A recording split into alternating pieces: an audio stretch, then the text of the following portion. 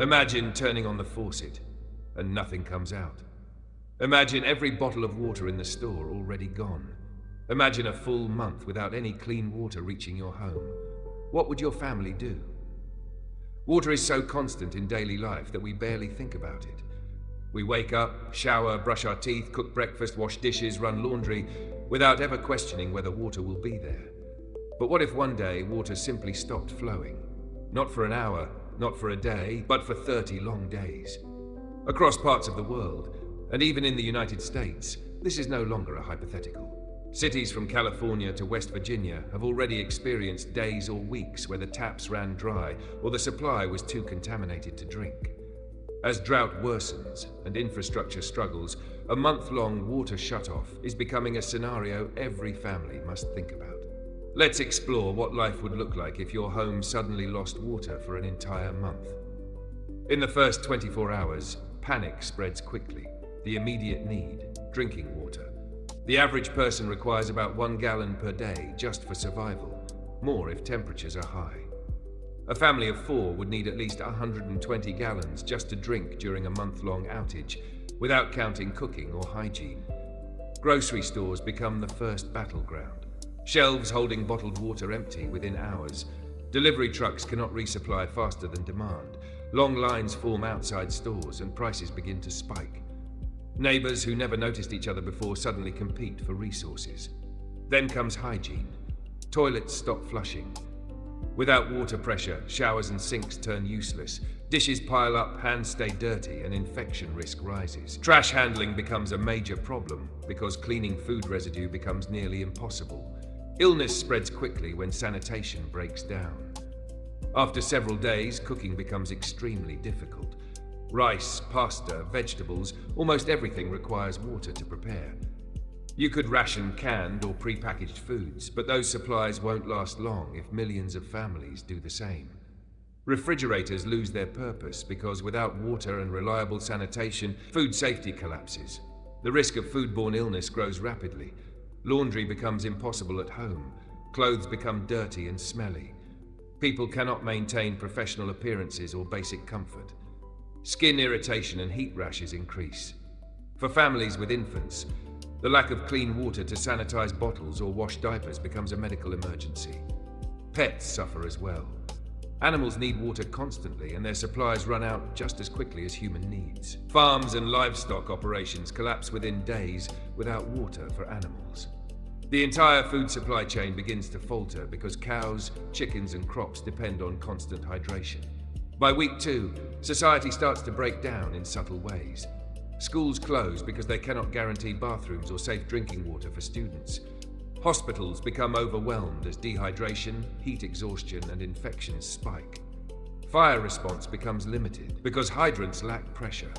A small spark could become a deadly disaster. People begin to leave the affected region, migration driven not by war but by thirst. Cities rely on water not just for homes but for industry. Power plants need water for cooling. Manufacturing requires water for almost every product, from electronics to paper to food. A month-long water outage threatens jobs, economic survival, and energy production. Electricity shortages begin, creating a domino effect. Now people cannot cool their homes, refrigerate food, or boil unsafe water. Urban water outages are especially dangerous because millions live densely with limited storage or alternatives. In big cities like Los Angeles or Phoenix, water is pumped from far away. If those pumps fail or drought cuts the source, there are few local reserves. Groundwater wells are limited and can be contaminated. When desperation rises, people take risks, drinking from rivers, ponds, or even fire hydrants. But untreated water can carry parasites, chemicals, and bacteria that kill faster than thirst. Hospitals reach breaking point again. If the outage continues past 2 weeks, society must adapt drastically. Bathing shifts to sponge wipes. Toilets switch to makeshift composting systems. Water becomes a form of currency, traded, hoarded, and fought over. Communities with better preparation become fortresses. Those without face hunger, illness, and displacement. Government emergency measures begin. Bottled water deliveries, rationing centers, mobile sanitation units. But distribution struggles under massive demand. Not everyone receives enough. The most vulnerable, elderly, disabled, low-income families struggle the most. In week 3 and 4, long-term effects become severe. Mold grows on unwashed surfaces, clothing and bedding carry bacteria, sleep becomes difficult in hot climates, people's emotional and mental health deteriorate, arguments turn into conflicts, communities fracture between those who cooperate and those who compete. And all of this, from cleaning to cooking to basic survival, depends on a resource we normally treat as infinite. Now consider this. The United States is closer to this scenario than most believe. Major American water systems are failing. The Colorado River is drying rapidly. Groundwater depletion is accelerating in the Midwest and Southwest. Lake Mead and Lake Powell are hitting crisis levels. Lead-contaminated pipes in cities like Flint expose serious infrastructure decay. Extreme heat increases water demand while reducing supply. Cyber attacks threaten pumping stations and treatment plants. Wildfires and floods contaminate reservoirs. One major disaster, whether drought, infrastructure collapse, or contamination, could cut water to millions for weeks. So the real question is, how prepared is your family? Experts recommend storing at least 2 weeks of water at home, 1 gallon per person per day. But most American households do not even have a one-day supply. People buy bottled water only when forecasts warn of storms. We take taps for granted until they run dry. Preparedness isn't panic, it's responsibility. We store fire extinguishers hoping never to need them. Water deserves the same attention. Safe storage containers, filtration systems, and emergency plans can prevent disaster from becoming catastrophe. Beyond households, society must rethink water infrastructure. We need systems resilient to drought, contamination, and power failures. We need investments in leak prevention, recycling, desalination, and aquifer recharge.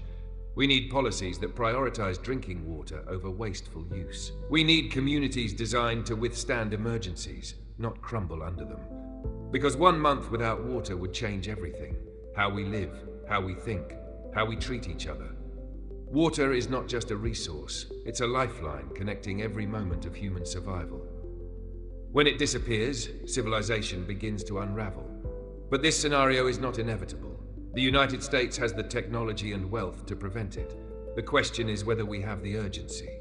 Will we act while water still flows, or wait until the faucets are silent? Look around your home. Every tap, every appliance, every meal reminds you of the hidden network keeping your family alive. Protecting that system is a responsibility we all share. If you believe these stories must be told so people understand what's at stake before it's too late, subscribe to Crisis Lens, like this video, and share it to help others prepare. The future of water is uncertain. Together, we can make sure that future is still livable.